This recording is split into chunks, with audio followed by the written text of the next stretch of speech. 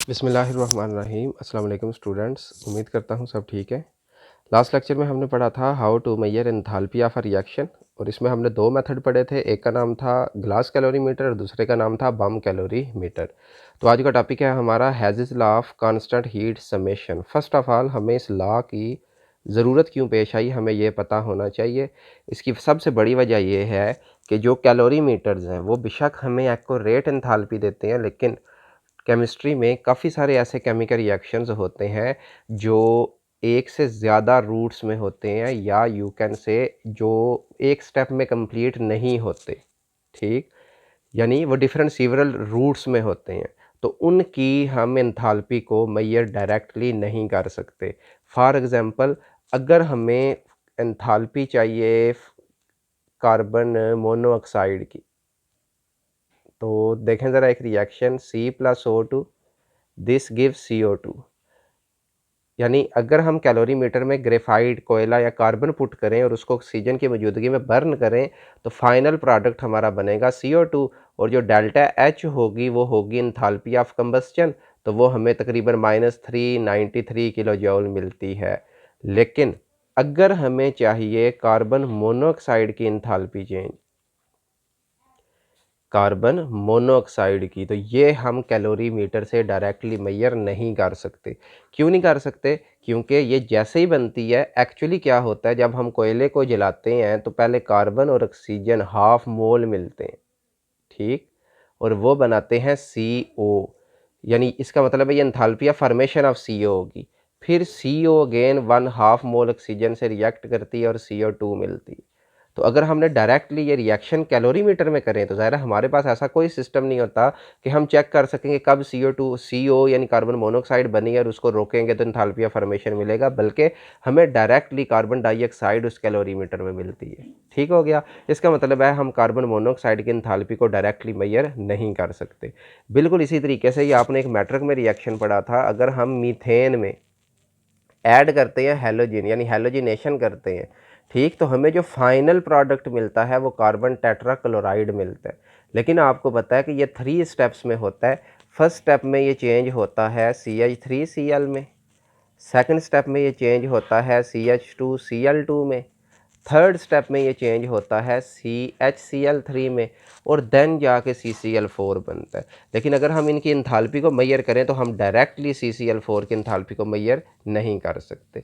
बिल्कुल इसी तरीके से काफ़ी सारे ऐसे कंपाउंड्स होते हैं जो कम्प्लीटली कंबस्ट ही नहीं होते, यानी कि उनको वो कम्प्लीटली तौर पे बर्न ही नहीं होते, क्योंकि उनके ऊपर ऑक्साइड्स की कोटिंग हो जाती है। जैसे कि इसमें बोरान ऑक्साइड है, एल्युमिनियम ऑक्साइड है, तो इनके ऊपर भी due to coating of oxide ये कम्प्लीटली तौर पे बर्न नहीं होते, तो हमें इनकी भी एंथैल्पी में डिफ़िकल्टी पेश आती है। तो इन सारी चीज़ों के सोल्यूशन के लिए हमें ज़रूरत पड़ती है हैज़ेस लॉ की। तो चेक करें, first of all there are many compound for which delta H can not be measured directly by calorimetric method. Reason is that some compound like tetrachloromethane can not prepare directly by combining carbon and chlorine. जिस तरह मैंने आपको बताया है कि अगर आप carbon को और क्लोरीन को मिक्स करते हैं तो ये कभी भी CCl4 में चेंज नहीं होती। सिमिलरली अगर CCl4 को आप डीकम्पोज करते हैं तो ये कभी भी कार्बन और क्लोरीन में चेंज नहीं होती, बल्कि ये सीवरल रूट्स में होती है। एक ओए शयान, चुप करो यार जी। तो अगर एक केमिकल रिएक्शन को इनिशियल कंडीशन और फाइनल कंडीशन सेम दी जाए तो वो रिएक्शन जिस मर्जी रूट को फॉलो करे, ओवरऑल अगर इनिशियल फाइनल कंडीशन सेम होंगी तो ओवरऑल एनर्जी चेंज भी सेम होगी। इसको करने के लिए मैं आपको एक छोटी सी एग्जांपल दे देता हूँ। फॉर एग्जांपल मेरे पास एक रिएक्टेंट था A और वो कन्वर्ट हुआ है D में, और उसमें जो एंथैल्पी चेंज आई है हम उसको बोलते हैं डेल्टा H। तो इसका मतलब है इनिशियल कंडीशन में वो A था, फाइनल कंडीशन में वो D था। अब अगर हम इसी A को पहले कन्वर्ट करते हैं B में और इसकी एंथैल्पी फाइंड कर देते हैं, जिसको डेल्टा H1 कह रहे, फिर हम B को कन्वर्ट करेंगे C में, इस एंथैल्पी को हम कैलकुलेट कर लेंगे कैलोरीमीटर से, फिर C को कन्वर्ट करेंगे D में तो इसको भी चेंज कर लेंगे। ठीक हो गया। तो हैज़ेस लॉ क्या कहता है कि जो ओवरऑल एनर्जी चेंज है सेम है, it mean delta H is equal to होगा delta H1 plus delta H2 plus delta H3। This is said by Hess's, that is why this law is called Hess's law. ठीक हो गया। तो इसकी definition देखें, if a chemical reaction take place by several different routes overall energy change is the same regardless of the route by which chemical reaction occur, यानी जिस मर्जी वो रूट से हो, provided the initial and final condition are the same. अब जिस तरह मैं आपको मसला बता रहा था कार्बन मोनोऑक्साइड का, कि हम अगर कैलोरीमीटर में कार्बन पुट कर दें और ऑक्सीजन पुट कर दें, हमें तो मिलती है कार्बन डाइऑक्साइड, और हमारे पास जो एंथैल्पी होती है उसको हम डेल्टा एच कह सकते हैं। लेकिन इन रियलिटी मैंने आपको बताया था कि ये दरअसल कार्बन पहले मिलती है हाफ मोल ऑक्सीजन से और ये बनती है कार्बन मोनोऑक्साइड, फिर कार्बन मोनोऑक्साइड मिलती है हाफ मोल ऑक्सीजन से और देन बनती है कार्बन डाइऑक्साइड। तो अकॉर्डिंग टू हेज़िस लॉ ये ओवरऑल एनर्जी चेंज ये दो रूट स्टेप में हुई है, तो delta H is equal to होगा delta H one plus delta H two.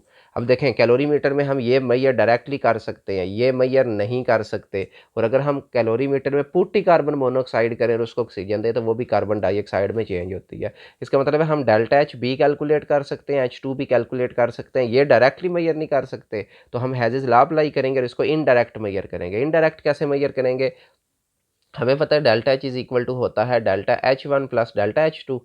तो हमें डेल्टा एच वन चाहिए, तो ये इस तरफ आके नेगेटिव हो जाएगा, दोनों वैल्यूज़ को माइनस करेंगे और हमें उसकी इंथैल्पी या फॉर्मेशन मिल जाएगी। This is said by Hess's. तो चेक करें जी प्रॉब्लम्स का solution. As a result of above mention problem chemist had to look the method for obtaining the standard enthalpy formation indirectly और द एनर्जी साइकिल शो। अब वो carbon monoxide का root है वो आपको बता देता हूँ। ये चेक करें, ये हमारे पास कार्बन है, ये मिली है ऑक्सीजन से, कार्बन डाइऑक्साइड बना रही है और एनर्जी चेंज याद रखना है इतनी रिलीज होगी -393.7 किलो जूल पर मोल। ठीक हो गया। ये हमें नहीं पता नून है तो इसको हम क्वेश्चन मार्क डालेंगे। और ये कार्बन मोनोऑक्साइड जब कन्वर्ट होती है कार्बन डाइऑक्साइड में तो ये एनर्जी होती है -283। तो हेज़िस लॉ का क्या फार्मूला होगा, delta H is equal to sum of delta H one and delta H two. तो डेल्टा एच की जगह ये वैल्यू, एच टू की जगह ये, तो एच टू वाली माइनस है उस तरफ आके प्लस होगी तो -110 आंसर आ जाएगा। तो इस तरीके से हम मैयर करते हैं। तब देखें क्या लिखा हुआ है, वो energy cycle show two routes for converting graphite and oxygen to carbon dioxide whilst the alternative route goes via CO, यानी कि एक रूट में डायरेक्ट चेंज हो रहा है, एक सीओ से हो रहा है। It would seem reasonable that overall enthalpy change for conversion of graphite to CO is independent of route taken that is, यानी हम ये कह सकते हैं कि डेल्टा एच इसके इक्वल होगा। अब चेक करें, कहता है if enthalpy of combustion of graphite to form CO2, यानी डायरेक्ट पहला रिएक्शन, अगर ये हमें पता हो और enthalpy of combustion of CO are known, और अगर ये हमारे पास नाउन हो, we can determine the enthalpy of formation of CO। तो हम एंथैल्पी ऑफ फॉर्मेशन को फाइंड कर सकते हैं। कैसे फाइंड करेंगे, ये एनर्जीज याद रखनी है एग्जाम्पल में कि अगर कार्बन डायरेक्ट ऑक्सीजन की मौजूदगी में बर्न होकर कार्बन डाइऑक्साइड बनाएगी तो -393.7 किलो जूल एनर्जी रिलीज होगी, और अगर कार्बन मोनोऑक्साइड ऑक्सीजन से मिलती है तो वो भी कार्बन डाइऑक्साइड बनाती है, तो ये भी एनर्जी हमारे पास कैलोरीमीटर में गिवन होगी और इसको हमने फाइंड करना है। तो फार्मूला देखें क्या लगेगा, delta H is equal to delta H one plus delta H two. Value put करेंगे तो हमारे पास 110 आ जाएगा। ठीक हो गया। देन हम इसको ऑलरेडी डिफाइन कर चुके हैं। और ओवरऑल समरी क्या है, ओवरऑल समरी देखें कि अगर हमारे पास एक रिएक्शन डिफरेंट रूट्स में हो रहा है, ए कन्वर्ट हो रहा है डी में, तो this is called delta H. और अगर ये डेल्टा एच वन के थ्रू, टू के थ्रू, थ्री के थ्रू हो रहा है तो ये भी क्या होगा, सेम। और अगर हम सब को सम कर दें, यानी इसको भी इस तरफ ले आए, इसको भी इस तरफ ले आए, इसको भी इस तरफ ले आए, यानी पूरा साइकिल का अगर हम एनर्जी कैलकुलेट करें तो वो हमेशा ज़ीरो होगी। ये भी डेफिनेशन या एप्लीकेशन हो सकती है हैज़ इसकी कि energy change in cyclic process, energy change in cyclic process is always equal to zero. इस बात का क्या मतलब है, देखें ए से डी में चेंज हो रहा है तो हम ये एनर्जी इसमें ये प्लस और ये प्लस अगर करेंगे तो हमारे पास टोटल आंसर 0 आएगा। तो ये भी इसी की एप्लीकेशन होगी।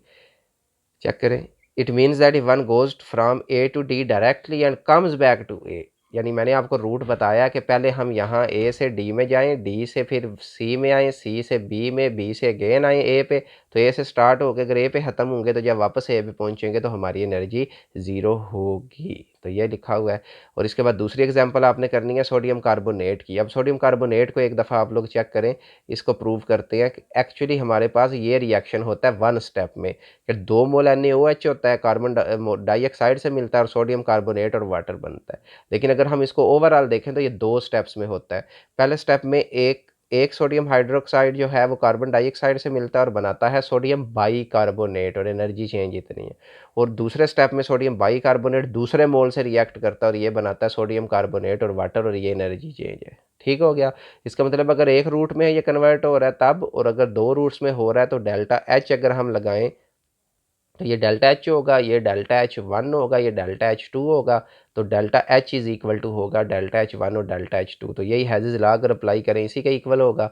और अगर हम इनको इकट्ठा कर दें एक ही तरफ तो हमारे पास यानी ओवरऑल क्या प्रूफ होगा कि दोनों तरफ जो एनर्जी चेंज है वो सेम होगी। यानी एक सिंगल रूट में हुआ, एक सीवरल रूट्स में हुआ, लेकिन ओवरऑल एनर्जी चेंज देखें एग्जैक्ट सेम टू सेम होगी। तो इसकी वेरिफिकेशन होगी कि हाउ हीट ऑफ रिएक्शन में be added algebraically and proves Hess's law.